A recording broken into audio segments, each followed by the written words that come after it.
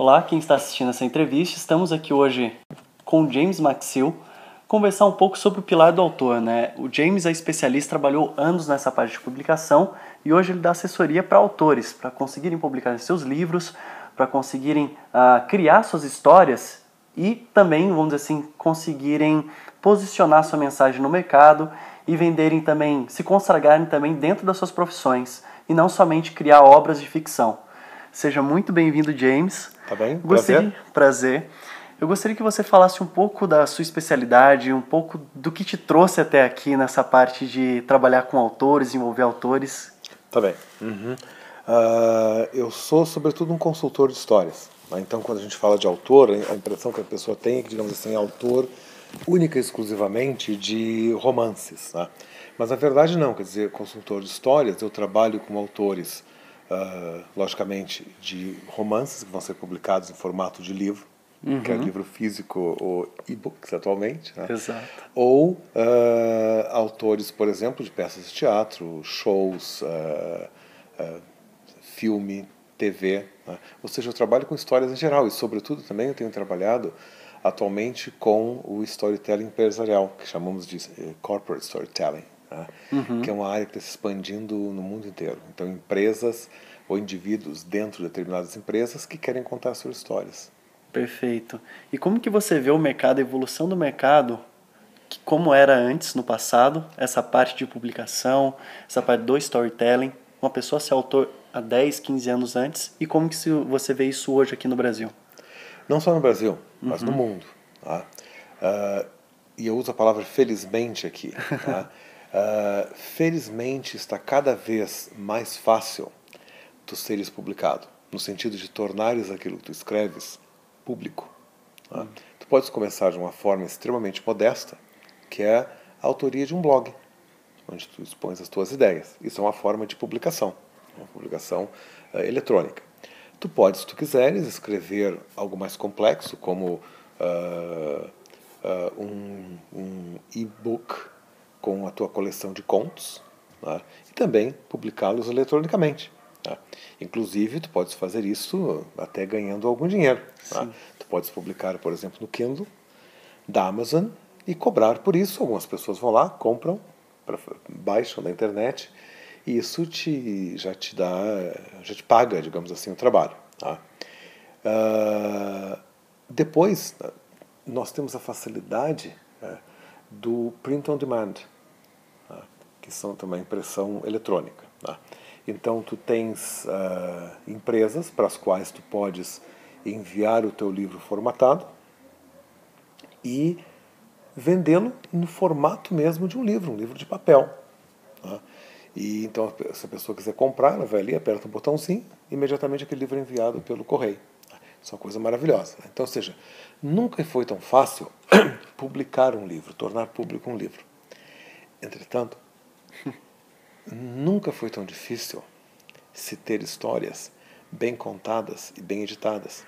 Porque pela facilidade de publicação, as pessoas acham, bom, já que eu vou publicar, basta eu escrever e colocar online. Basta eu escrever, formatar como se fosse um livro, aperta o botãozinho, ele vai lá e sai no formato de um livro. Tá? Capa, um monte de páginas em branco e outra capa. Tá?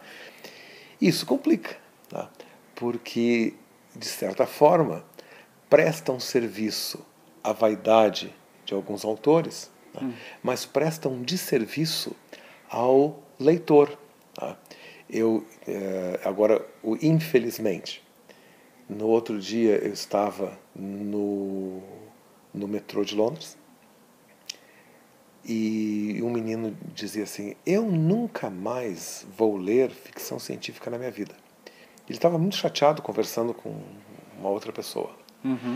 E realmente ele começou a expor o horror que era ler ficção científica. Eu não entendo nada, isso aí não serve para mim. E você sabe uma coisa? Não é normal em Londres a gente entrar na conversa dos outros, mas a gente olha, né?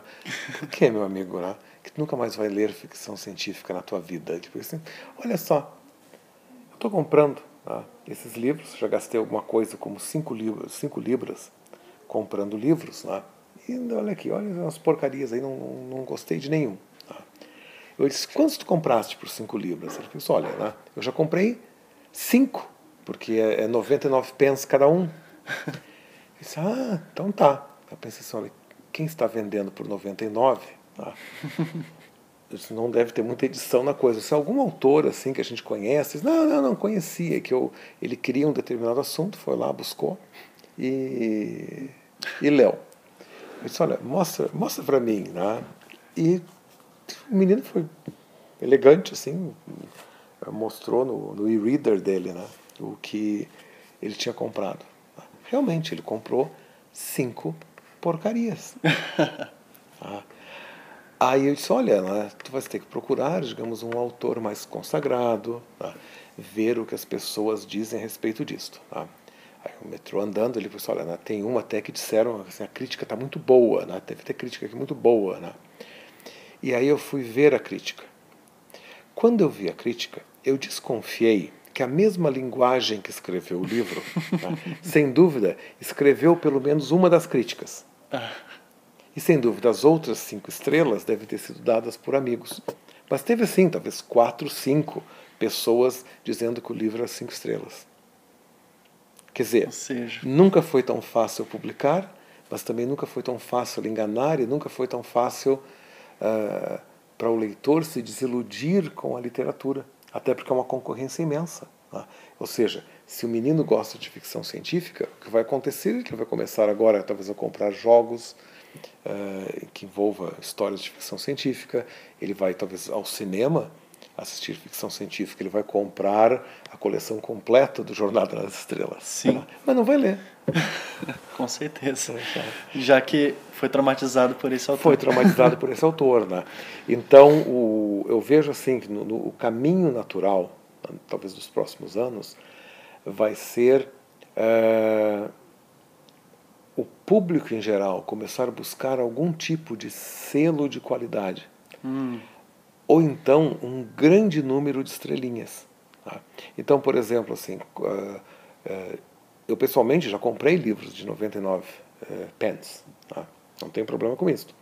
Mas se ele já foi lido, digamos, por 100 mil pessoas, eu desconfio que deve ter alguma coisa que chamou a atenção de 100 mil pessoas. Com certeza. Porque eu acho que o autor do livro, né, não vai ter conseguido 100 mil amigos, né, para colocar estrelinhas. Né? E também o que é interessante é que se um livro foi lido, digamos, por 100 mil pessoas, vai haver muita gente dando estrela nenhuma, muita gente dando 1 estrela, 2, 3, há uma mistura. Tá? E a gente vê, por exemplo, assim, que esses amadores que põem esse tipo de coisa online, tá? Eles têm literalmente assim 4 pessoas o acharam maravilhoso. Então tu vais lá e eles contratam às vezes alguma firma, lá sei eu, que os coloca em primeiro lugar na Amazon, em primeiro lugar no Google, tem jeito de fazer essas coisas. Né? Então o incauto vai lá, compra, tenta ler e se desilude. Eu já gastei 5 libras, comprei 5 livros caóticos. Tá? Vou ler mais isso, fazer outra coisa na vida.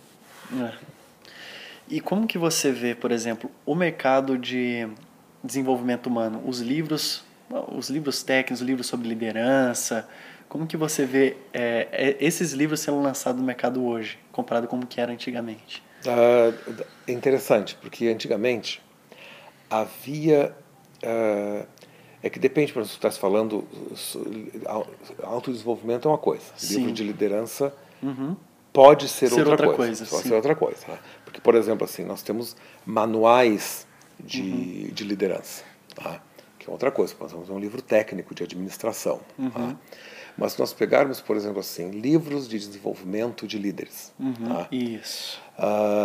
Que estaria, digamos, mais na área do autodesenvolvimento. Exato. Tá?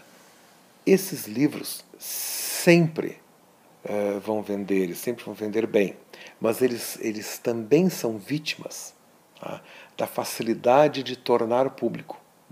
Tá? Então nós temos que ter... Eu caí nesse tipo de armadilha. Na armadilha que caiu o menino do metrô, eu não cairia. Mas, por exemplo, há várias pessoas do mundo inteiro escrevendo, por exemplo, sobre storytelling para líderes, ou storytelling empresarial. Aí quando tu vês, tem ali um livro e não vendem por 99 pence. Tem, digamos assim, $13 o livro, que é o preço do livro na prateleira. Tá? Tu vais ali, tu compras, tá? E tu vês que aquilo é uma repetição do que já foi feito com título novo. Tá? Uma coisa que me irrita profundamente é que eles editam o primeiro, o segundo capítulo, então a parte que tu consegues ler gratuitamente tem alguma coisa nova. Tá? E o restante é literalmente uma encheção de linguiça. Tá? E aí então tu pagaste 13 libras. Né? Aquilo sem dúvida me irrita.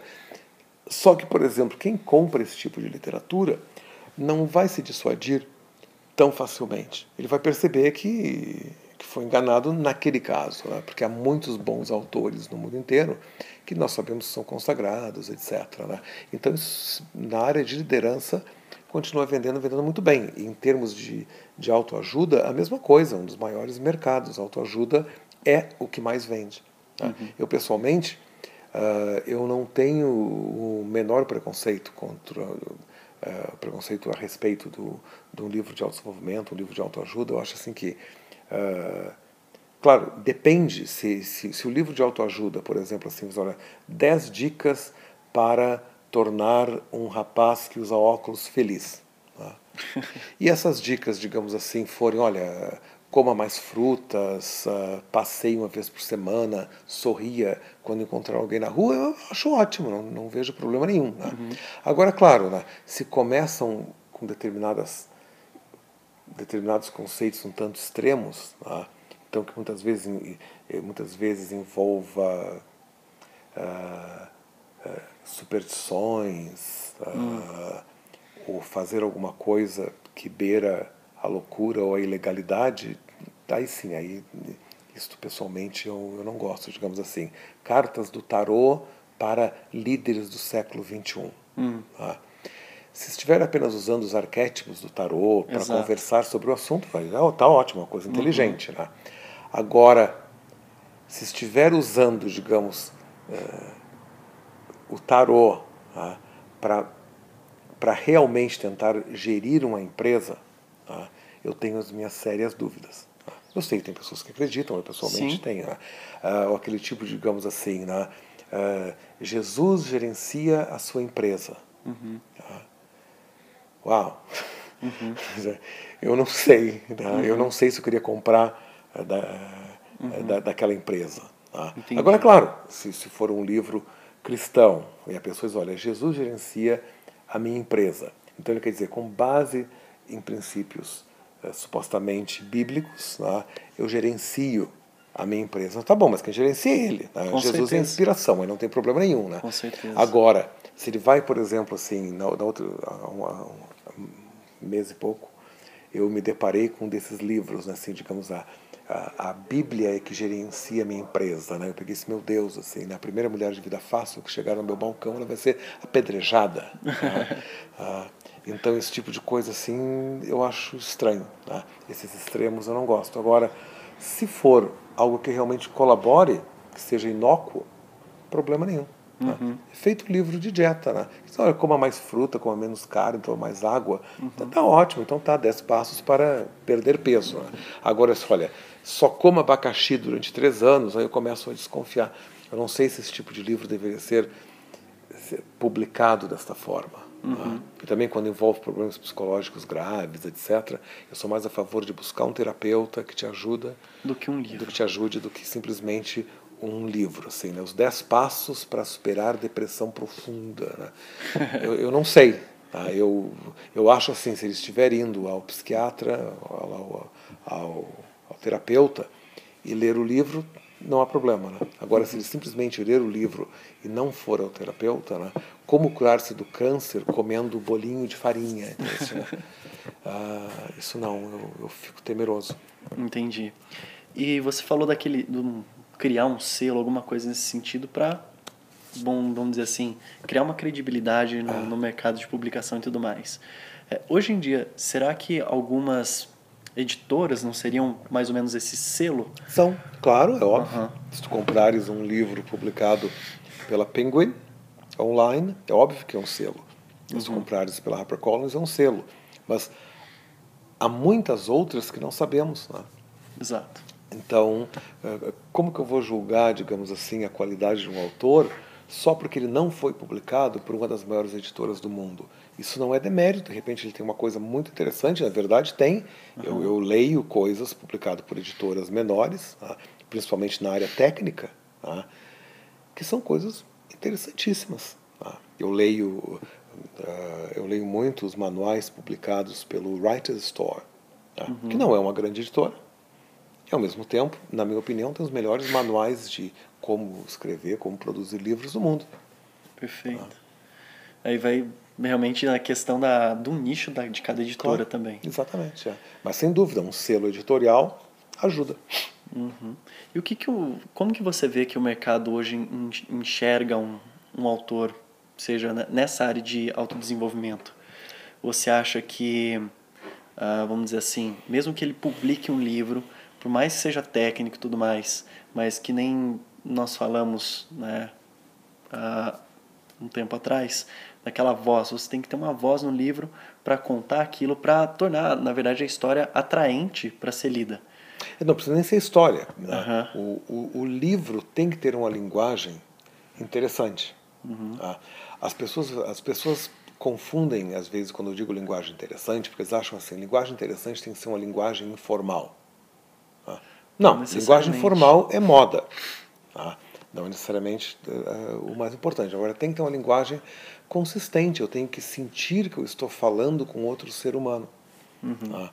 A outra coisa também, se não for um livro técnico, for um livro de autodesenvolvimento, né, nós temos que cuidar para que a linguagem, além de ser, digamos assim, eficiente, ela tem que levar o leitor a querer ler mais. Porque a competição nessa área é imensa. Se eu vou pensar, digamos assim, livros de como pintar paredes, tá, de como gerenciar uma empresa que vende sorvetes. Tá, há muita coisa no mercado. Sim. Então a diferença muitas vezes está em... O assunto é praticamente o mesmo, mas é como eu vou ler sobre aquele assunto. Tá? Por isso que a informalidade, ou a voz informal, tornou-se uma espécie de modismo. Tá? Então todo livro é este autor informalmente falando com o leitor, muitas vezes até usando expressões chulas no texto, etc., para parecer, né, que é amiguinho do leitor. Né? Só que agora que quase tudo é assim, né, a gente tem que começar a pensar talvez em outras... criar outra fórmula, né, de passar esse tipo de mensagem. Mas quem gosta, né? Eu pessoalmente, quando eu tenho que ler um desses livros, tá, eu gosto muito da série Dummies, né, que é o para leigos, em português. Sim, né? sim. Então, no outro dia, eu queria me informar um pouco sobre uma área da psicologia. Tá? E aí eu comprei um desses livros for dummies, tá? Para leigos. Tá?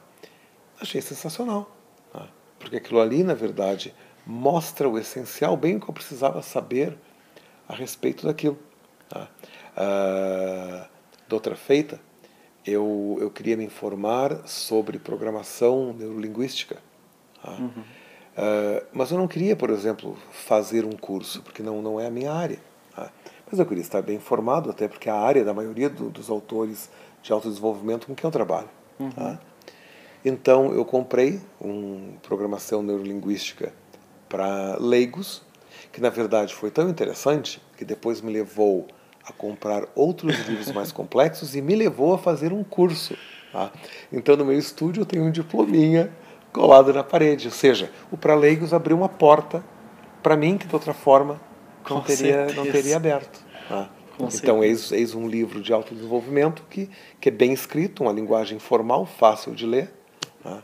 Então eu fui ali ler, porque eu fui ali ler, né? Então se eu pegar um livro que seja mais complexo, tá? No meu caso, por exemplo, que eu vivo na estrada, tá? Eu não consigo ler no avião. Por exemplo, hoje nós estamos conversando, para que o nosso espectador entenda, né? Eu estou trabalhando desde as 6 da manhã.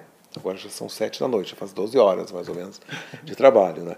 Então, se eu agora tiver que ler um livro muito complexo, tá? Primeiro vai ficar mais complicado de compreender. Outra, mesmo que eu compreenda, é bem provável que eu me esqueça depois. Né? Agora, se eu pegar um para leigos ou algo semelhante, né?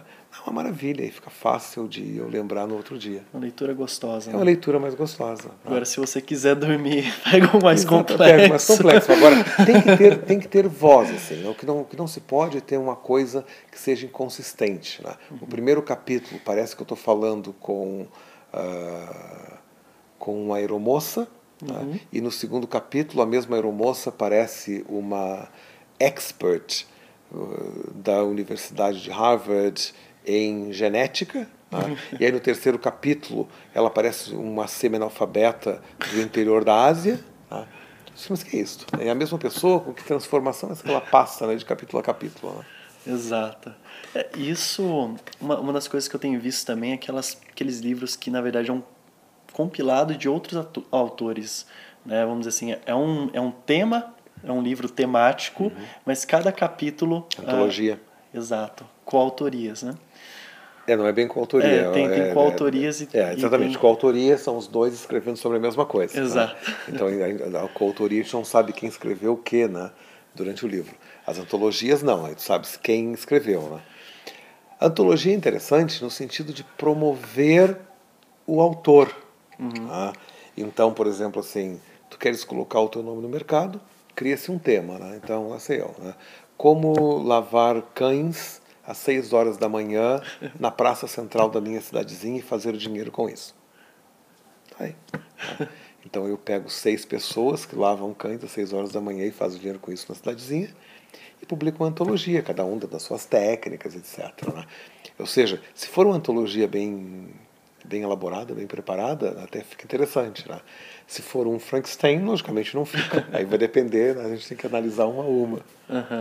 E você vê algumas editoras caminhando para esse lado, só publicando esse tipo de obra? Não. Não, as editoras vão publicar também esse tipo de obra. Tá? Uma editora nem se pode dar o luxo, né, de publicar uma coisa só. Né? Logicamente, eu não sou empresário da área editorial. Né? Então, eu não vou dizer que uma editora não possa ter como modelo de negócios publicar única e exclusivamente antologias. Tá? Mas eu acho que ela não sobreviveria, não iria muito longe, assim, simplesmente publicando antologias. Tá? Até porque antologia, tu nunca vais ter uma antologia que venda bem, uma antologia carro-chefe. Tá?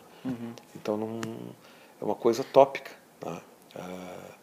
Imagina, eu creio, por exemplo, que no Brasil nenhuma antologia já vendeu mais que talvez assim 100 mil cópias da mesma antologia. Isso não existe. É realmente uma ferramenta para você lançar o seu nome no mercado e mostrar também, vamos dizer assim, a sua opinião sobre determinado assunto. Né? Até pode ser, exatamente. Uma das coisas também, Paulo, é que na antologia, por exemplo, tu és ainda júnior, acho em português, na tua profissão. Tá? E na antologia tem 2 nomes, seniors, senhores, tá? E tem o teu nome que é júnior. Tá? Então tá ótimo, então tu estás associado àqueles grandes nomes, né? E aquilo te promove. Tá? Então, de certa forma, é muito generoso, né, da parte dos mais bem estabelecidos, né, aceitarem participar de uma antologia, digamos, com uma pessoa que está começando, mas eu acho isso interessante, questão de generosidade, né, daquilo que eles querem oferecer. Tá? E tem outra coisa que tu não mencionaste, mas é semelhante a isso, que são as compilações. Tá? Então, por exemplo, assim, eu posso pegar vários autores famosos que falaram, digamos, sobre felicidade. Então eu publico passagens dos livros, das obras deles que falaram sobre felicidade. Então eu crio um tema e junto, mas isso não é obra de autor, é obra editorial. É um editor que faz essa seleção e publica. E geralmente são autores que talvez ele até tenha ali. Já são bem estabelecidos. Alguns às vezes da própria editora, outros de editoras amigas, aí vai depender caso a caso. Ótimo. E o que você vê que as editoras, na verdade, buscam no autor? O que eles esperam, seja numa história, seja num livro de autoconhecimento? O que você vê de característica que eles Depende esperam? da editora. Depende da editora, do gênero, etc. Tá? Uma coisa que qualquer editor espera hoje em dia é que o autor tenha plataforma. Ou seja, que ele, por si mesmo, seja capaz de vender a sua própria história, o seu próprio livro, seja de autodesenvolvimento ou um romance. Tá? Eu vejo assim que a era do autor recluso, né? Escrevi, publiquem como queiram e esse livro vai virar um best-seller, está sumindo. Tá?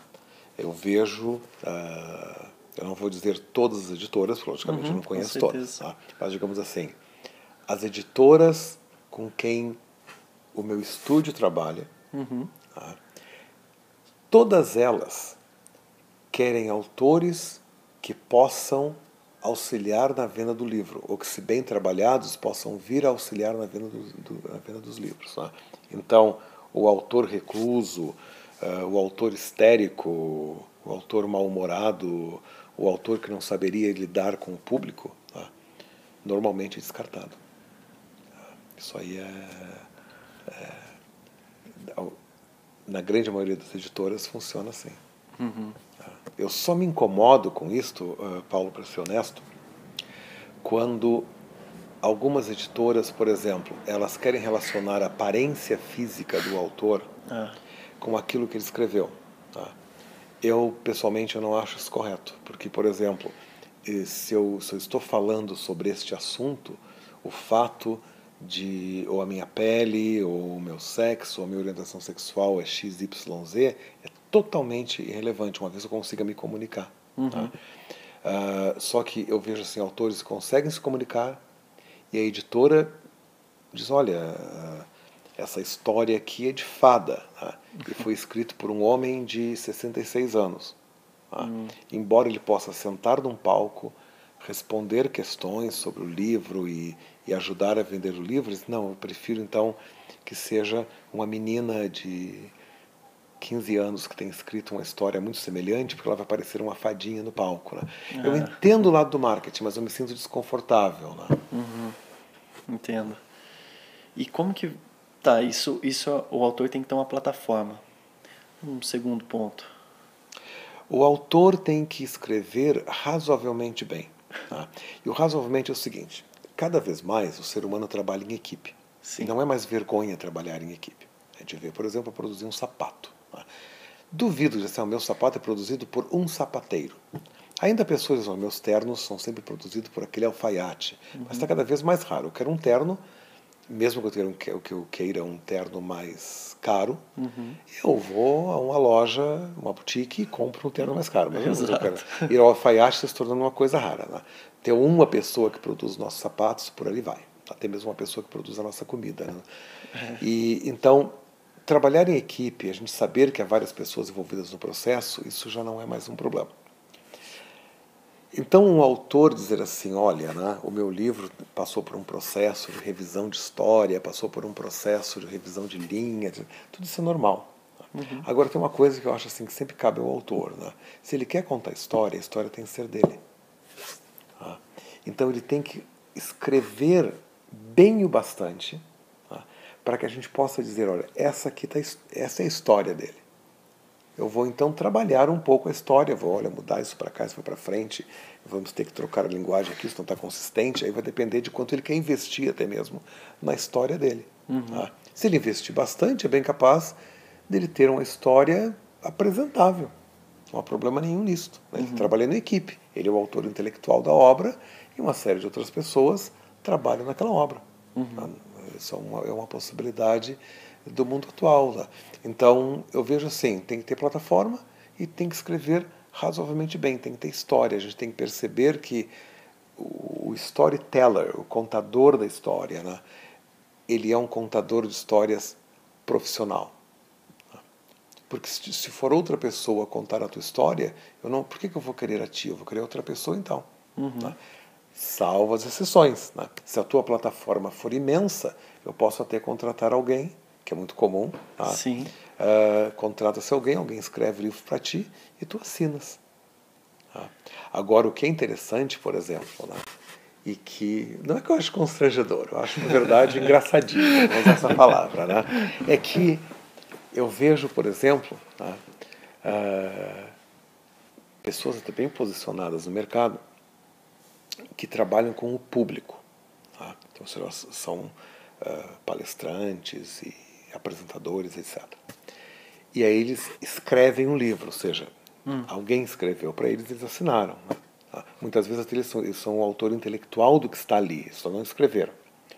Só que há uma discrepância entre a linguagem que eles utilizam e o que está no livro. Tá? Claro, é que a minha formação é em linguística. Antes de eu trabalhar no que eu trabalho, eu fiz linguística. Tá?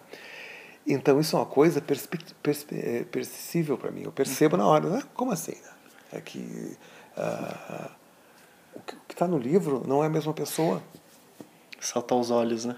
Sim, só salta ao ouvido, por assim dizer. Né? No livro aos olhos, né? A pessoa está falando ouvidos, mas como? Não é a mesma pessoa. Ah, porque se eu vou ler alguma coisa que tu escreves, eu disse, olha, este é o meu amigo escrevendo. Tá? Se tu vais escrever alguma coisa tu vais ler alguma coisa que eu escreva, tu vais perceber que, embora o português esteja mais arrumadinho, né? Porque vai ter um editor por trás, tá?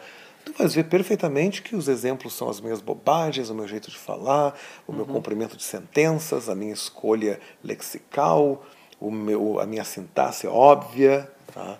Essas coisas. Né? E aí não é, né? E aí quando não é, será que as pessoas não percebem? Tá? E às vezes eu desconfio que percebem. Né? Então, vou comprar o livro do fulano, comprar o livro da Beltrana, né? E aí, logicamente, a voz está diferente. Né? Por incrível que pareça, existem também uma coisa que a gente faz no meu estúdio, quando a gente trabalha nesses projetos, a gente só trabalha, digamos assim, em projetos que sejam financeiramente viáveis. Tá? Por quê? Porque se houver, é como a produção de um filme. Tá? Quanto mais tu investires, melhor o resultado. Tá? Então, eu posso, se eu quiser, tá, gravar 20 das tuas palestras para pagar alguém para transcrever. Tá? Até em inglês há programas de transcrição. Tá? Em português, que eu saiba, ainda não há programas de transcrição. Tá? Mas a gente paga alguém que transcreve as palestras. Uma vez transcritas, a gente põe num programa chamado Concordancer. O Concordancer, ele cria uma espécie de dicionário do teu jeito de falar. Olha só. Então, a partir daquele dicionário do teu jeito de falar, tá, há uma série de outros, um programa chamado Lexicographer, tá, que literalmente ele faz uma análise sintática das tuas sentenças como se fosse uma árvore. Né? Então, por exemplo, o teu jeito de falar cria uma árvore, um formato. O meu jeito vai criar uma outra árvore. Então, o que tu fazes? Tu vais escrever de forma tal que a árvore do autor intelectual, do jeito que ele fala, seja a mesma árvore daquele que escreve. Aí sim. Aí tu tens a impressão que é a mesma coisa. Só que isso tem um custo. E a maioria não quer investir. Né? Eu lembro que uma das conversas que nós tivemos, né, você falou sobre o Stephen Hawking, que ele escreveu o livro dele usando o plain English, né? Existe algo similar a isso no português também? Você vê algumas obras sendo publicadas aqui? Nós não temos em português o conceito de plain português. Tá? Não, isso não existe. Quer dizer, sim e não. Tá? Porque eu já vi, por exemplo, documentos em português, tanto brasileiro, tanto no Brasil como em Portugal, escrito num português para que todos entendam. Tá? Só que eu não vejo isso muito refletido em livros. Tá? Ainda em língua portuguesa, livro ainda é uma coisa muito de autor. Tá? Eu agora também, assim, né, eu estou envolvido num processo de publicação chamado Book in a Box, em que a gente está simplificando esses conceitos todos para o público em geral. E uma das coisas que a gente está fazendo no Book in a Box, tá, é escrever num português simples, claro e direto. Tá? Claro, não é plain português como se fosse plain English, porque plain English a gente tem o material, tem os programas que nos ajudam. Para português não tem, né? Mas é uma tentativa, né, de dizer as coisas da forma mais fácil de serem compreendidas. E você sente que tem uma aderência muito forte. Tem. Por ser dessa forma. Tem. Logicamente, eu sempre digo que nós temos altares do 33% amam, 33% não estão nem aí, e 33% odeiam. Tá? Logicamente, eu recebo críticas como assim, meu Deus, né? As pessoas estão comprando alguma coisa simplificada. Tá? Como é que eles vão ler essa coisa simplificada? Isso aí é muito simples, é muito fácil. Tá? E outras pessoas compram justamente porque é simplificado, porque é fácil. Tá? É como que nem você falou, para leigos, vamos dizer assim. É uma espécie de paraleigos, uma espécie de paraleigos. Uma Mas o leitura paraleigos não é gostosa. o paraleigos ou for dummies em inglês não é escrito em plain English. É escrito no Olha inglês simples, mas não é plain English. Que interessante. Interessante isso. E eu lembro que uma das nossas conversas também você falou essa questão do autor criar uma história, né? Que ele precisa, querendo ou não, pulando um pouco aqui para a parte de ficção, que a história tem que ser tem que ter um obstáculo, porque muitas vezes a gente acaba, por ser autor, a gente se apaixona tanto por aquela história, personagem e tudo mais, e a gente fala, não, isso aqui é uma história, isso aqui é uma história forte, isso aqui vai vender, mas muitas vezes... Os princípios, na verdade, eu entendo isso, exatamente. Os princípios, o princípio, na verdade, de uma boa história é muito simples. Nós temos que ter um personagem excepcional, enfrentando problemas excepcionais que parecem que que aquela montanha ele não vai conseguir escalar, para atingir um fim satisfatório. E nesse processo todo, o personagem tem que se transformar. Alguns dizem que essa é a fórmula americana, mas na verdade é a fórmula universal. Todos nós, no momento em que simpatizamos ou empatizamos ou antipatizamos com um personagem, nós passamos a querê-lo, nós passamos a ter carinho por ele, tá? Nós passamos a torcer por ele. Tá? Então aquilo engaja o leitor na história. Tá? O fato de ter esses obstáculos que parecem que não serão superados, eu disse, mas como é que ele vai fazer? Tá? Por quê? Porque ao vê-lo fazer, eu vou aprender alguma coisa. Tá? E aí, logicamente, ele vai chegar a um fim satisfatório, ele pode conseguir, pode não conseguir, ou pode ficar em aberto. Tá? Se ele conseguir, eu vou ter visto como é que se faz. Se ele não conseguir, eu vou ver como não se faz. Então eu não preciso nem tentar na vida real. Se eu percebo que ficou em aberto, eu vou dizer, bom, né, baseado em tudo que eu já li, creio eu que se for assim, deu certo, se for assim, não resultou em nada. Tá? Então, e o personagem se transforma, né? Isso é que é interessante, né? Mesmo que o final fique aberto. Né? Eu tenho que ver que no início da história ele era de um jeito e no final da história ele é outro. A gente chama isso da curva, né, do personagem, o arco do personagem. Né? Então, o arco é importantíssimo. Se ele não se transformar, a história agrada menos. É possível criar esse arco num livro de autoajuda, autoconhecimento? Na verdade, num livro de autoconhecimento, não seria, digamos, o arco do personagem, Sim. mas o arco do livro, sem dúvida, tem que ser criado. Né? Porque, por exemplo, a gente começa com um conceito muito simples no início do livro, e a gente vai baseando um conceito no outro e vai cada vez criando uma coisa mais interessante. Digamos assim, se o livro for como desmontar e remontar uma motocicleta dos anos 60. Ele vai começar a dizer assim, olha, primeiro veja se todas as peças estão inteiras, depois tira os parafusos e põe numa caixinha os parafusos maiores, na outra caixinha os menores, assim, coisa, né? Depois pega as peças, limpa com tal coisa para montar e faz o serviço contrário, né? Então, mas vai ficar cada vez mais complexa, porque tirar o primeiro parafuso é fácil. Né? Sim.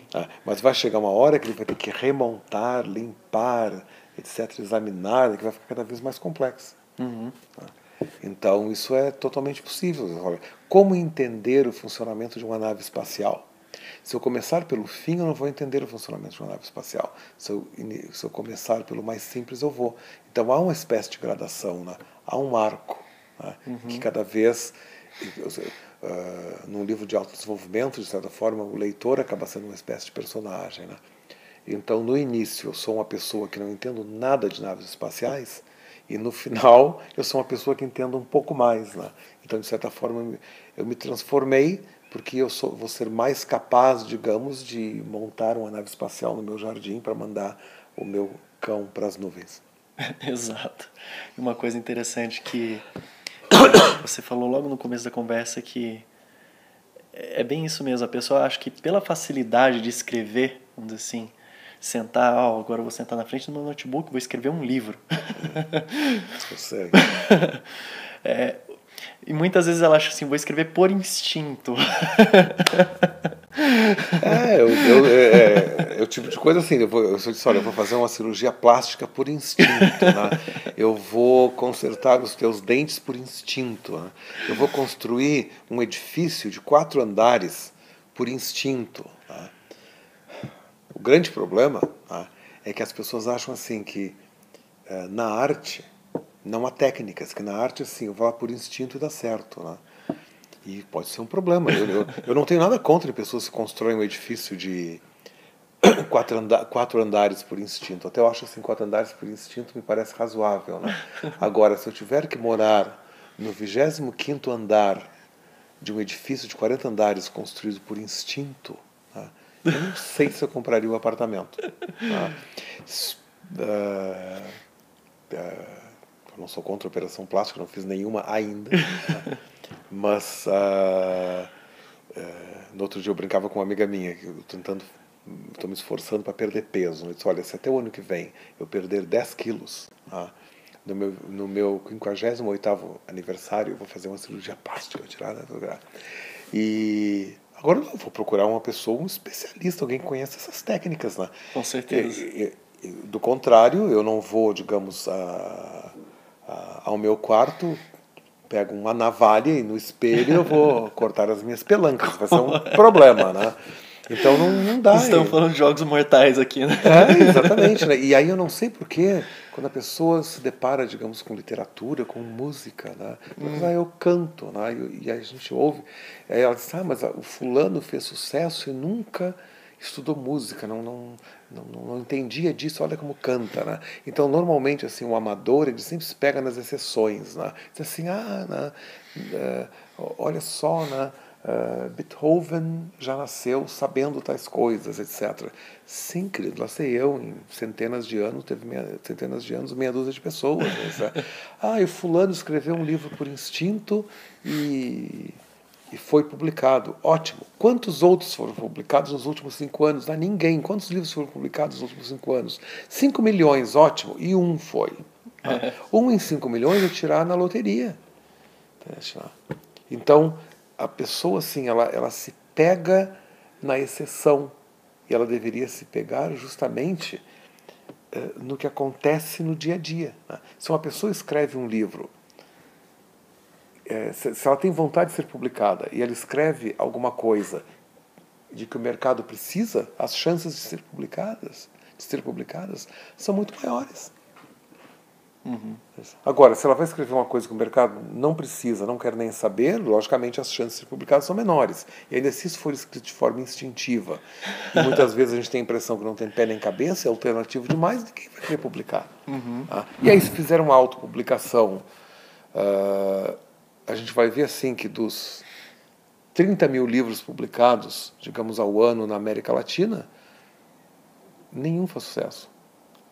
Talvez a cada 300 mil livros autopublicados, um faça algum tipo de sucesso. Eu trabalho há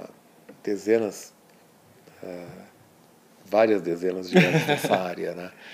E eu só vi um dos autores com quem eu trabalhei que fez uma autopublicação tradicional, assim, foi lá, pagou para uma editora imprimir, né? e fez sucesso. Tá? Mas isso é uma exceção, não é a regra. Tá? Eu tenho, logicamente, autores que são donos das suas próprias publicações, mas mesmo isso é uma exceção. Tá?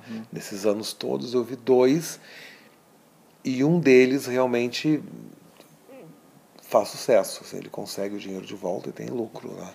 Uma coisa muito boa. Né?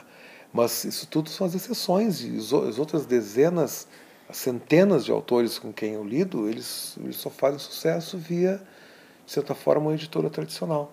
Tá? Em que ele é escolhido para publicar. É óbvio que ele é escolhido, porque aquilo já é um selo de qualidade. Sim. Entendeste? Né? Eu te escolhi, eu estou pagando por pouco que seja, né, para tu seres publicado. Então, ao menos teve lá um ser humano que acreditou em ti. Tá? Então, aquilo já serve para promoveres o teu livro. Do contrário, eu acredito em mim, tu não queres ler? Não, acho que não. Né? Agora, se outra pessoa pagou, bom, né, eu respeito aquela pessoa que pagou. Né? Então, eu vou ver o que é. De repente eu compro, se for bom, até tu continuas vendendo. Exato. Bom, você dá assessoria para autores e tudo mais, você fala dezenas de anos, já viu muitas coisas por aí. Já. Todos os fantasmas do castelo já passaram pelo corredor em que eu habito. E o que você vê, assim, porque é um processo, na verdade, o autor ele vai se transformando ao longo desse caminho, ele vai evoluindo, certo? Ele começa um diamante bruto e ele vai se polindo, certo? E quais são os principais erros comuns, assim, quando ele está no comecinho? Que você percebe que são coisinhas que... Quando ele começa a escrever... Isso, quando ele começa a escrever, começa a fazer um trabalho com você, com essas pessoas... Ah, tá, comigo. Não, quando ele começa a escrever, em geral, é uma coisa. Quando começa a fazer um trabalho comigo. Tá. A primeira coisa que eu vejo quando um autor começa a fazer um trabalho comigo, isso é uma constante e eu sempre... a mim me preocupa muito, porque eu digo assim, como é que eu vou lidar com isso? Né?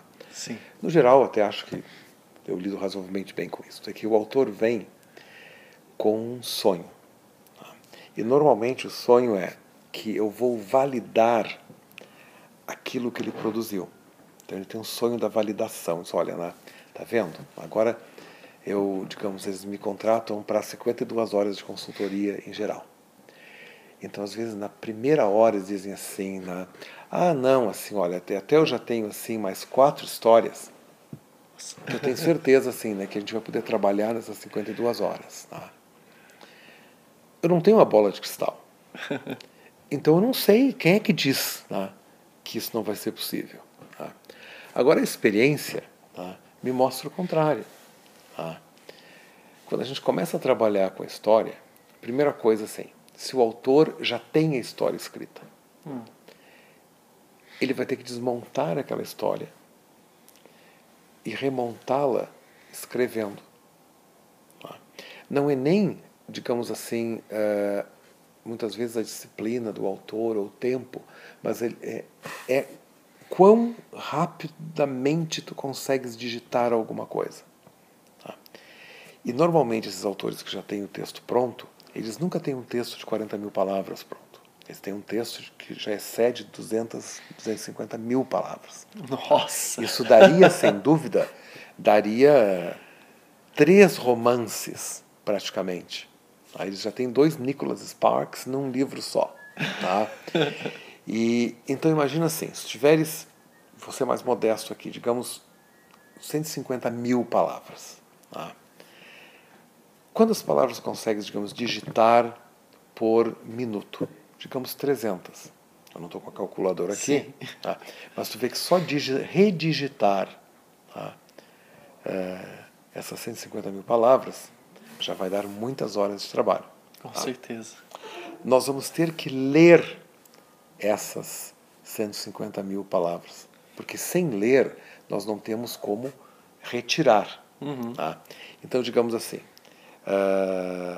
se eu fizer uma leitura crítica de 12 mil palavras, isso que, como eu te falei, depois de muito fantasma passar pelo corredor do meu castelinho, tá?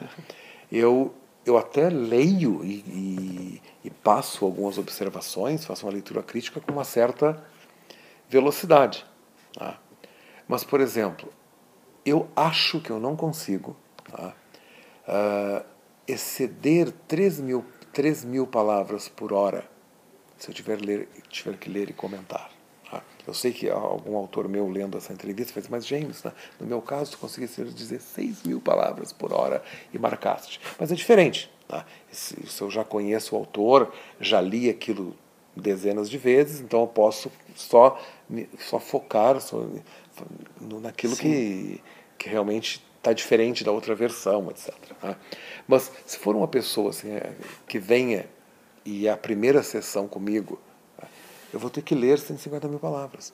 Tá? Então imagina assim, que eu gasto 5, 10 horas fazendo isso. De 52, só sobram 42.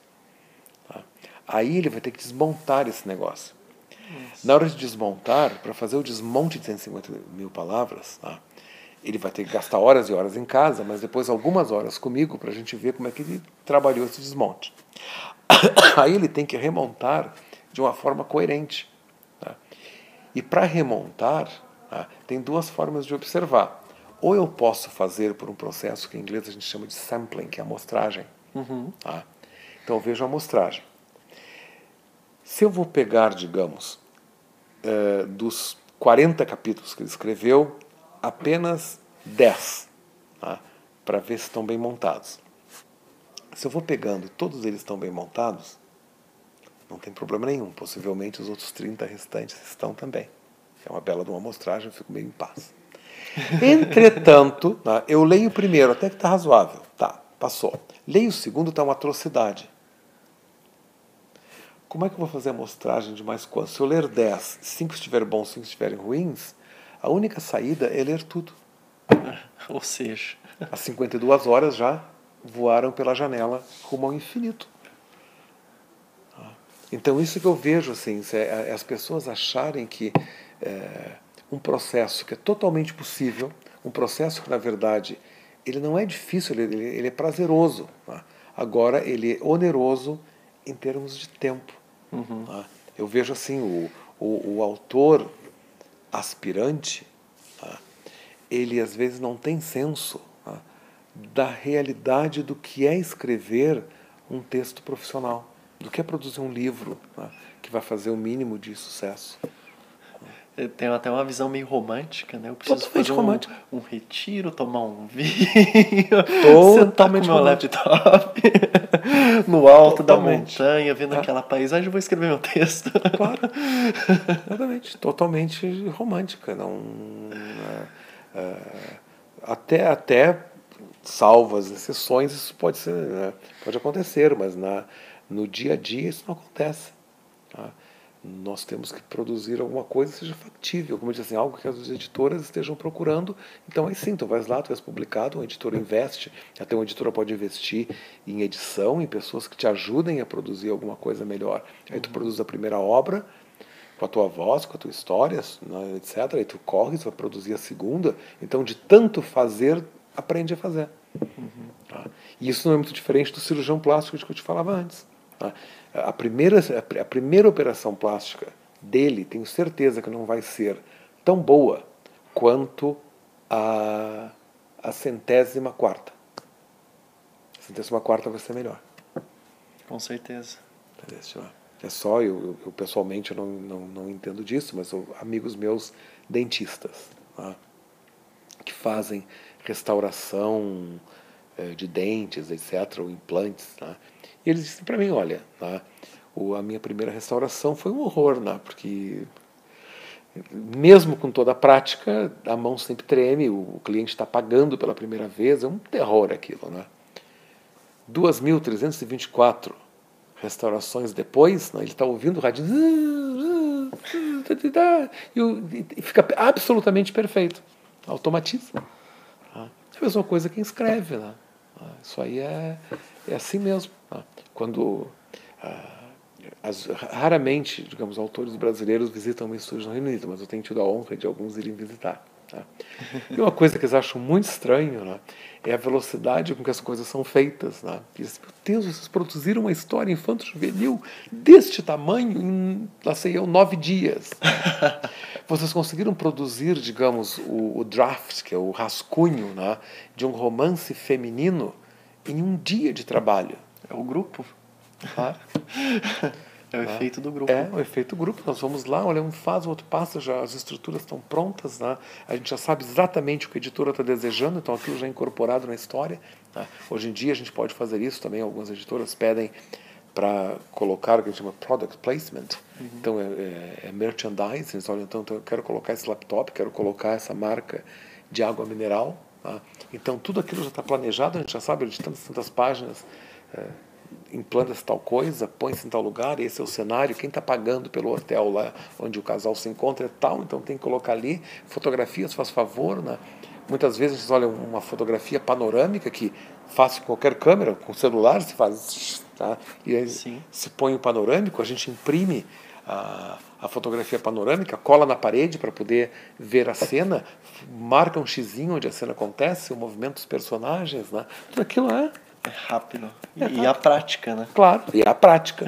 A gente fez isso, a gente faz isso porque tem anos de prática. Eu agora quero fazer, numa das minhas vindas a São Paulo, eu vou convidar alguns corajosos que queiram participar de um dia de demonstração em como a gente pode produzir uma história viável de publicação em um dia. E aí eu vou trazer os meus equipamentos, os meus programas de computador, etc., né, e fazer uma demonstração convidando praticamente editoras amigas, tá? Que é uma forma interessante de produzir, de promover o que a gente chama de Prêt-à-lire, que é um departamento de livros prontos do meu estúdio. Ótimo. E não há demérito para o autor, assim, só para complementar isso. Alguns autores dizem assim, meu Deus, né? Onde é que fica o autor nisso tudo? O autor vira um profissional da palavra. Tá? Na verdade... Aquilo que você falou, a parte intelectual daquele projeto. Ele claro, sabe a ideia por trás maravilhoso. A história veio dele. Eu te digo, só autor, vou usar uma palavra que eu acho que se usa aqui no Brasil, só autor craque. Você dizia isso para futebol, né? Só autor craque é que pode participar desse tipo de projeto. Tu não pode pegar um autor ruim. Aspirante, o amador, mas não imagina. E não é só assim, não é só o autor que entenda, digamos, de história. Ele tem que entender, muitas vezes, de língua. Porque nós usamos, eu mencionei hoje na nossa entrevista, o Lexicographer, que é esse programa que faz análise sintática. Sim. Então, literalmente, a voz dos personagens é feita a partir de um lexicógrafo. Então, o leitor tem que saber análise sintática ali, ele tem que saber, ele tem que ter conhecimento de um professor de línguas. Para dizer, não, olha aqui, né? Aqui está o sujeito, aqui está o verbo, aqui está o complemento. Aí, então, ele usa tais complementos e tal, né? Para criar uma voz baseada num programa. Ele tem que fazer uma análise, tem que entender aquilo. Sim. Ele tem que entender, por exemplo, de fonética, de fonologia. Olha, ela está falando muito F. Observa que tais sons, então a cena é de alegria, mas a escolha de sons está tornando a cena triste, vamos ter que mudar. Ele tem que saber apertar um botãozinho e buscar num thesaurus ou num dicionário analógico. Então, quantas palavras nós temos para dizer relacionadas à cadeira? Então, temos cadeira, sofá, poltrona, banquinho. Sim. Mochinho, como se diz no Rio Grande do Sul. Então, uma série, e aquilo está tudo no dicionário analógico. Então, ela vai escolher, ela vai dizer, não, mas ele é gaúcho, ele pode falar mochinhos, mas eu faço o seguinte. E o leitor do Nordeste, será que entenderia? Então, ele vai falar isto, mas aí, de repente, pode ter outro personagem assim, tens o quê? Ele assim, isso, mochinhos, banquinhos, Então, o regionalismo permanece, sai. Essas decisões são feitas em segundos. Agora, se a pessoa se depara com, digamos, uma análise sintática no formato de uma árvore, feita uma árvore de cabeça para baixo, e ela não consegue diferenciar um advérbio de um adjetivo, nós temos um problema. Com certeza. Entendeu? Porque muitas vezes, nós utilizamos atalhos, né? Como, por exemplo, palavras de ligação.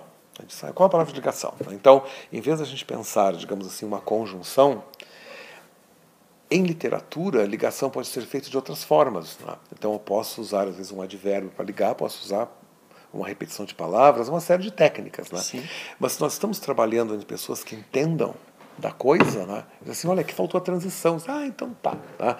Essa palavra de transição, a gente usa expressões com palavras fracas, palavras fortes. Né? Tá? São coisas técnicas. Né? E às vezes utiliza essa própria... aqui, esse verbo é intransitivo, então não pode tá? Ou seja, é possível sim escrever em um dia, mas tem que ser pessoas que entendam do riscado. Sim. E uma coisa que a gente fala muito, né, que você falou muito aqui hoje, questão de premissa, né? Você precisa ter uma premissa para escrever a sua obra, que seja uma obra de autoconhecimento, seja uma obra mesmo literária com uma história mesmo. Pois é. O que acontece é que quando a gente quer escrever, tem que no mínimo saber em que direção vai. Se vai chegar lá ou não, até pode deixar para ver no transcorrer da coisa. Depende do estilo do autor. Né? Mas simplesmente começar sem saber para onde vai, né? É muito estranho. Você pode ter uma premissa muito simples com uma pergunta. Né? Será que 4 borboletas alegrariam a vida de Mariazinha? Então eu escrevo para responder essa pergunta. No mínimo isto. Porque achei até interessante uma coisa que você falou hoje, que essa questão de, no século XXI, não queremos mais pessoas que forcem sua opinião em cima da gente. Postulado, né? Criem postulados. Postular, simplesmente assim, aquela coisa, olha, o meu livro vai mostrar que se não votar para o partido azul, amarelo, verde, roxinha, você vai ser massacrado na próxima esquina da cidade XYZ. Né? Esse tipo de coisa ainda funciona muito na literatura religiosa. A literatura religiosa normalmente ela é cheia de postulados. Mas Sim. a literatura religiosa americana, né, ela já está mudando. Né? Eles criam premissas como se fosse um romance. Olha. É muito interessante. Aquela coisa assim dos livros que ameaçam e são publicados como manuais. Né? Olha, né, se não obedecer o pastor aqui, isso acontece. Né? Moralidade, a pessoa tem que ser assim. Já mesmo os evangélicos radicais americanos parece um romance. Isso é uma coisa muito interessante. No outro dia eu estava indo para Salt Lake City, em Utah, que é a terra dos Mormons. Né? E a gente estava indo de carro a partir de Cedar City, que fica no sul do estado, e nós paramos em Provo, quase chegando a Salt Lake. E aí nós fomos a uma livraria, né? E eles têm, por exemplo, assim, literatura mormon, para os membros da igreja deles. Sim. E é muito interessante. Eu olhei os livros, mas como isso está bem escrito. Olha. Extremamente bem escrito. A gente percebe assim, premissa clara, as histórias muito bem colocadas, tá? A doutrina muito bem alinhavada, não é uma coisa grosseira. Ou tão óbvia, né? Uma coisa sutil. Às vezes nem tão sutil, mas não tem problema. Tá muito bem colocada. Aquilo tá ótimo. Né? Ou muito bem omitida também. Né? Que aquilo ali também, né, exige. Mas, de qualquer forma, eu disse, olha a qualidade disso aqui. Né? É ótimo. Né? Ainda no Brasil, tem o equivalente, digamos, à literatura evangélica americana, ser literatura espiritualista brasileira. Né? Então, no Brasil ainda tem muito assim da literatura psicografada, etc. Né? Então, aquilo assim não é muito editado, né? Salvo raras exceções. Né? Então, a pessoa vai lá e se inspira, escreve e depois aquilo é publicado. É que é diferente aqui no Brasil, por exemplo, várias casas publicadoras de livros psicografados, eles não pagam royalties ao autor. Então o autor supostamente doa, né, a uma instituição de caridade, me parece muito nobre, né? Sim. Mas isso não colabora para a qualidade do texto. Tá? Já a literatura religiosa americana não. Né? Ela, como qualquer outra literatura, visa o lucro. Se o autor doar ou não doar é irrelevante. Tá? Mas, por exemplo, esses livros mormons que eu te disse, eu tenho certeza que eles dão lucro para o autor, né? Ele é um autor, Com né? certeza. E a qualidade fenomenal. Tá? Então ainda são caminhos assim a serem explorados no Brasil. Tá? Também aqui no Brasil não se encontra muito, tá? Literatura religiosa, como assim, fora da literatura espiritual, né? A gente não encontra tanto, elas não fazem sucesso, não há até existe, por exemplo, assim, livrarias católicas, tá? Mas os livros são mais de autodesenvolvimento. Sim. Tá? Não há assim romances católicos, romances batistas. Tá? Para tu veres, eu acho não tenho certeza que eu nunca li em língua portuguesa um desses romances mormons traduzidos. Acho Acho que não. Acho que não. Não.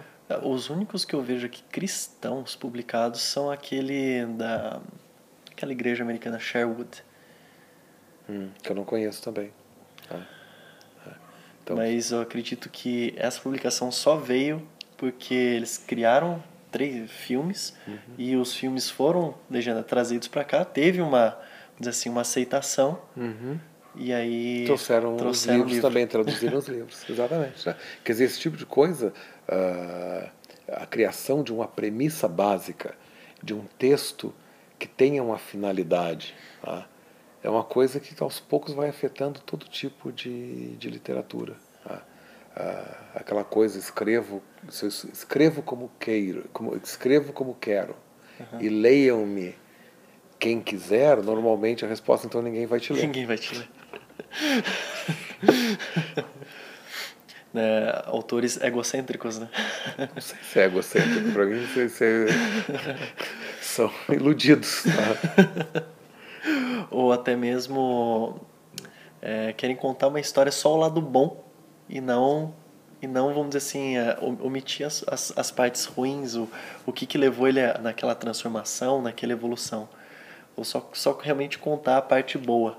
Ó, eu faço isso, faça isso que dá certo. Né? Num livro de autodesenvolvimento se vê muito isso. Quer dizer, é um livro que ele é um panfleto, tá?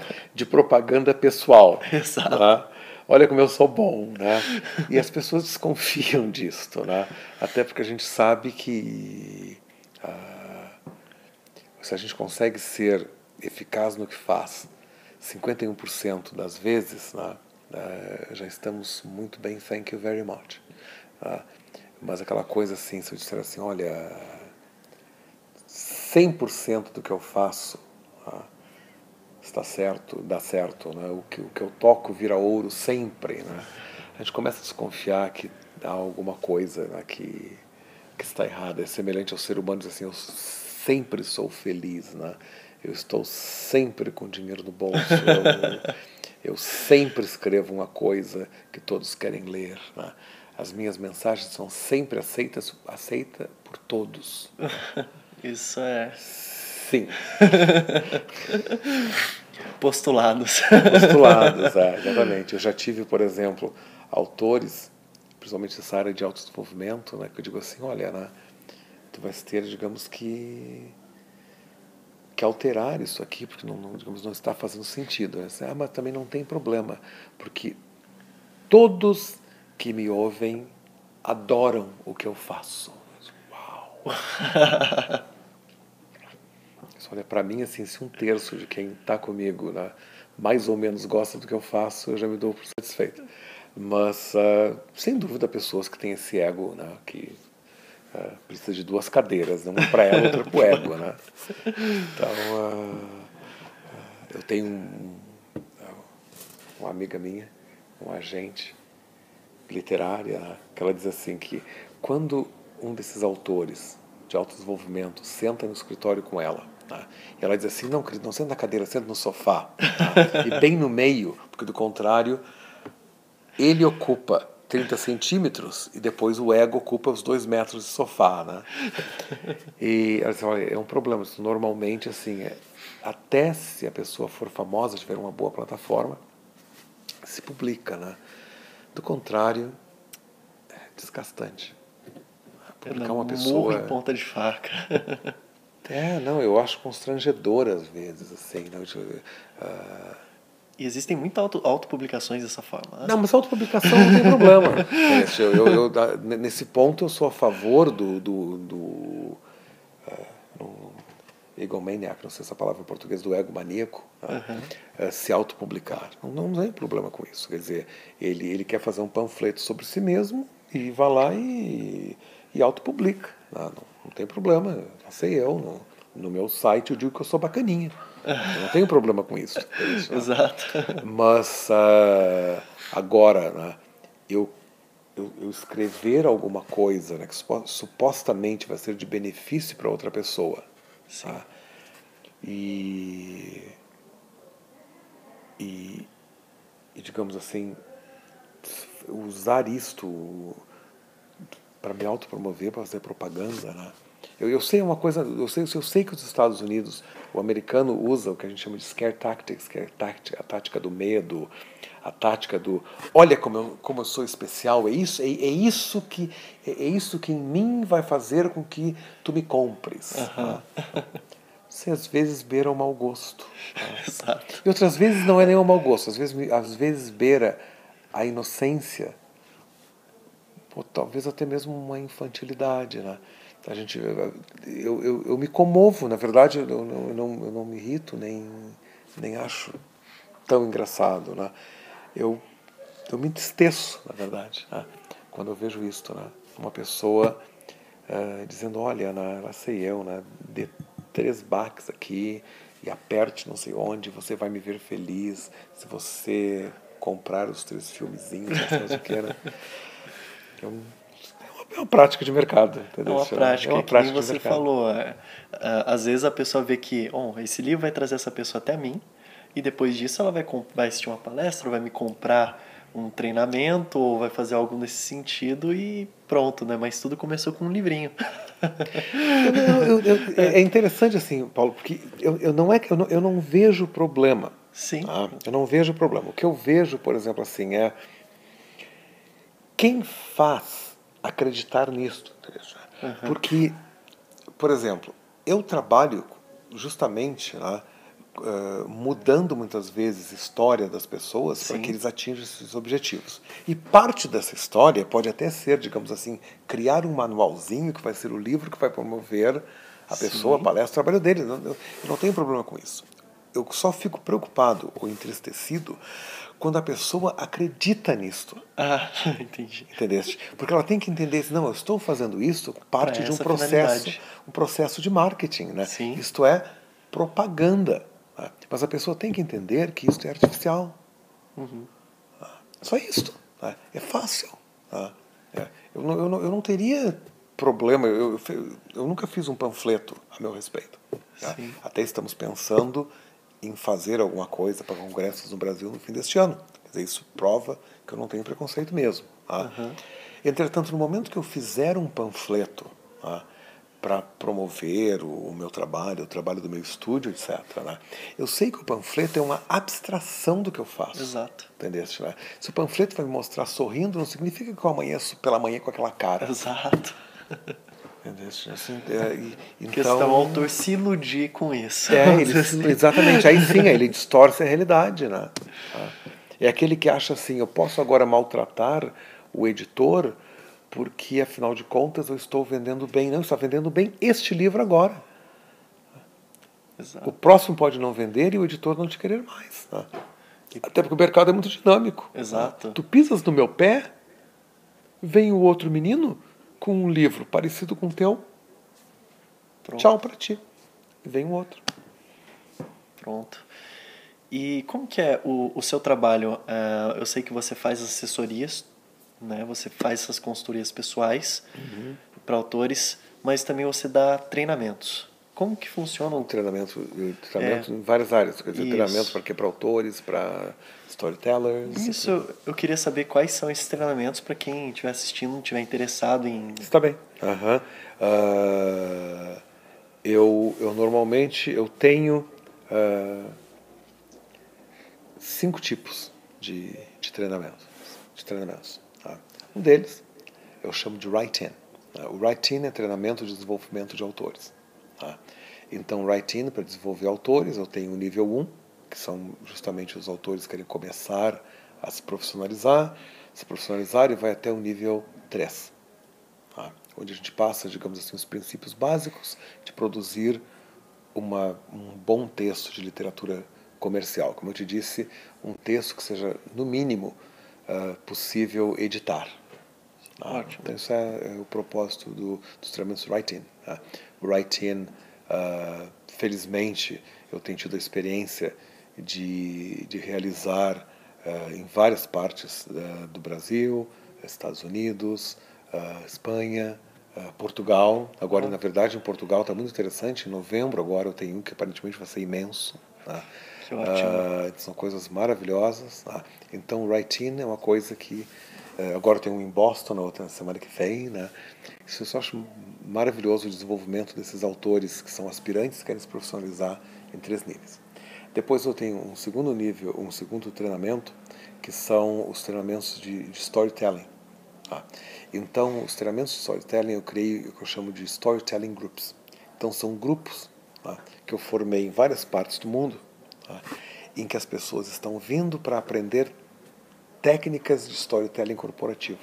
Ou seja, como usar o storytelling para se comunicar dentro da empresa, como usar o storytelling para vender ou passar os valores de uma empresa, a missão, por ali vai. E esses storytelling groups eu tenho feito no Brasil. Nós temos um belo de um grupo de storytelling, de pessoas que estão trabalhando storytelling no Brasil. Alguns dos participantes desses grupos, não necessariamente, alguns são autores, outros não, são empresários, por exemplo. E alguns estão empregando isso muito bem. Alguns querem se especializar, inclusive, na área. Imagino que isso deve ajudar muito para palestrantes também. Claro, imagina. Eu tenho vários, um grupo muito variado, a palestrantes, a empresários, a autores, a pessoas de RH. Eu tenho sido convidado, felizmente, a quase todos os eventos de RH brasileiros para falar sobre o assunto. Então esses treinamentos estão muito bons, também eles são dados em 3 níveis. Os Storytelling Groups atualmente estão no Storytelling Group Brasil, Storytelling Group Portugal também extremamente forte. Nós já iniciamos Storytelling Groups no México, agora eu estou lançando Storytelling Group nos Estados Unidos, em Boston. Perfeito. Nós já estamos com o planejamento, porque a gente começou com Storytelling Groups faz 2 anos, na Espanha, na Itália. Nós já estamos vendo os Storytelling Groups que tem a ver com a China. E por aí vai. Nós temos já no nosso campo de visão Colômbia, Chile, Argentina. Já visitei Argentina, Uruguai para começar a viabilizar. Então, aquilo que você falou no começo é o mundo inteiro, não o só mundo. O Brasil. Não. Sempre exatamente a gente lida com o mundo.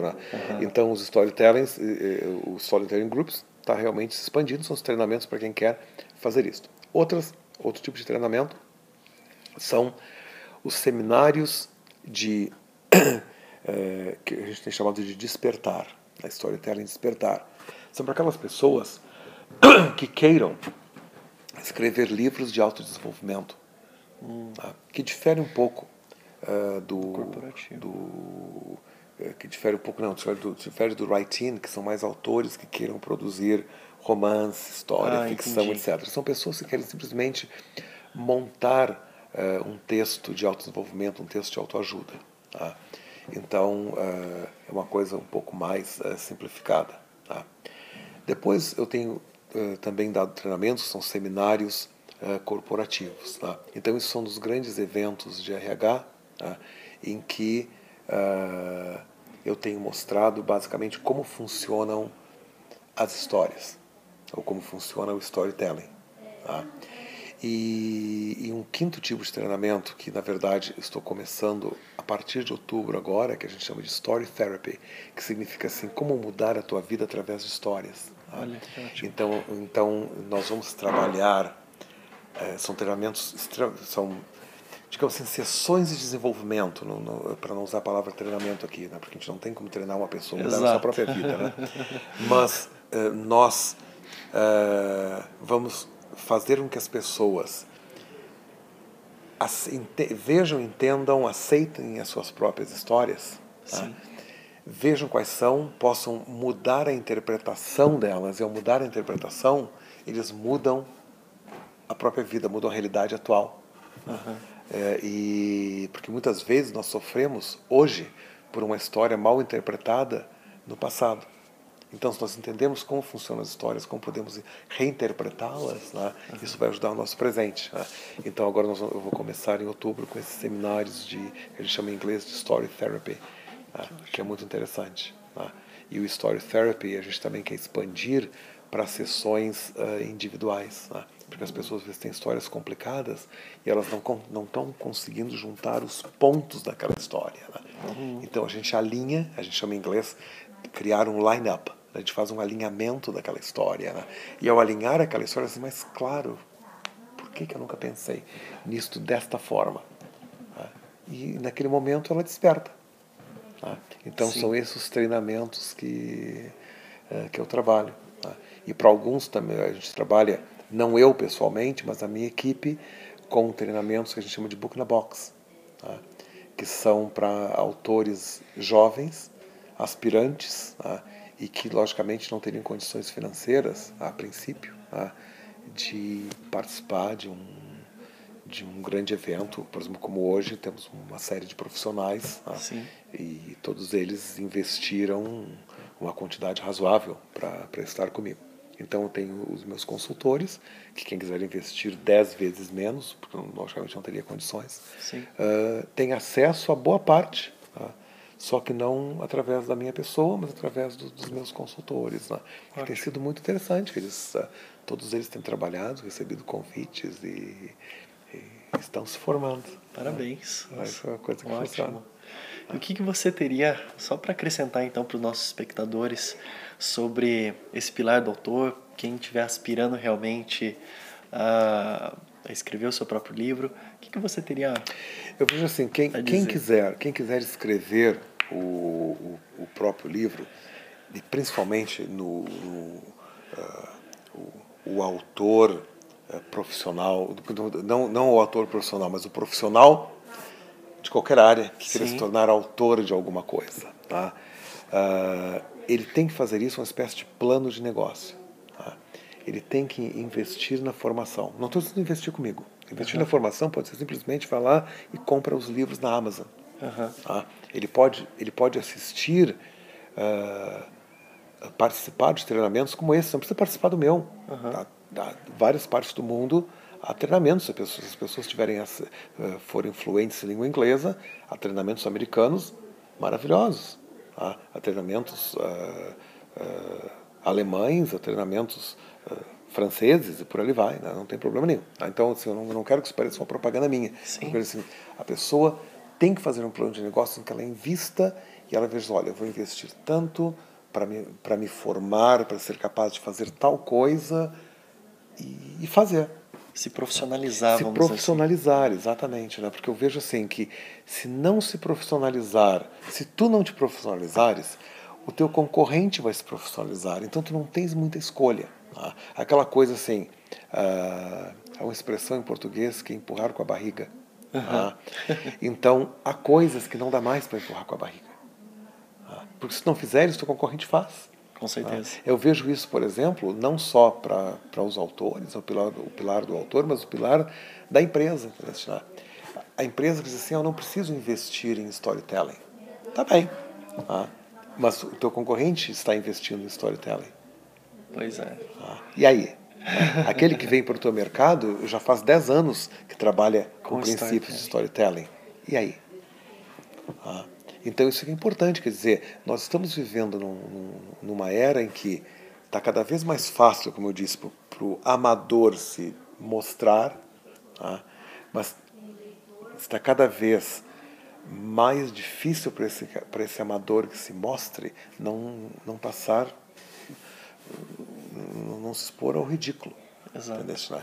Porque o público em geral, o leitor, está cada vez mais culto, tem cada vez mais acesso às coisas. Entendeu? E não existe fórmula mágica. E não existe fórmula mágica, né? Quer dizer, é a profissionalização. Né? Eu entendo até as pessoas dizem para mim, James, olha, né, a educação no Brasil é um caos. Tá bem, eu não acompanho o processo educacional brasileiro, mas que seja. O que eu vejo são os resultados disto. Tá? Faz anos que no Brasil eu não encontro mais uma pessoa, tá, que não consiga ler. Eu acho isso fabuloso. A impressão que eu tenho é que eu estou, por exemplo, nos Estados Unidos, onde praticamente todo mundo lê. Exato. Tá? Lê o quê? Lê com que qualidade, etc., é outro assunto. Entendeu? Mas eu vejo assim, é uma população que está ficando cada vez mais culta. E essa população mais culta, cada vez mais, torna-se crítica daquilo que está no mercado. Então, por isso que eu digo assim, se tu não te profissionalizares para escrever o teu livro, escreveres qualquer porcaria e achar que todo mundo vai gostar, até podem gostar hoje. Sim. Mas o teu colega está comigo. Quando eu digo comigo, com qualquer outra pessoa. Né? Exato. Mas eu vejo assim, né? Eu vejo até mesmo falando de mim próprio. Tá? Se tu começares a ver, por exemplo, palestrantes brasileiros, autores brasileiros, assim, né? Pois é, não, eu também está contigo, pois é, tá, né? E o outro, sim, né? Também, aquele ali também, né? Claro, porque ninguém está fazendo isso porque eu sou bonitinho. Tá? Eles estão fazendo isso porque eles sabem que, como tu estás, tá? E ele não estiver, tá? Dadas as mesmas condições, tu vences, tu contas a melhor história. E quem conta a melhor história, logicamente, vence. Com certeza. É a arma do século XXI. A comunicação. É óbvio, tu não pode mais matar o teu concorrente, tem que ser melhor do que ele. Ótimo, James. Foi um prazer ter você aqui hoje. É um prazer, querido. E se você curtiu essa entrevista, curta aí embaixo ou assine nosso canal aqui em cima e compartilhe com seus amigos também, para eles também terem um benefício e ter esse conhecimento que o James compartilhou. Também, se você quiser saber mais dados sobre o James e o que ele faz na empresa dele, tem mais informações logo abaixo. Muito obrigado. Tenha um ótimo dia. Obrigado.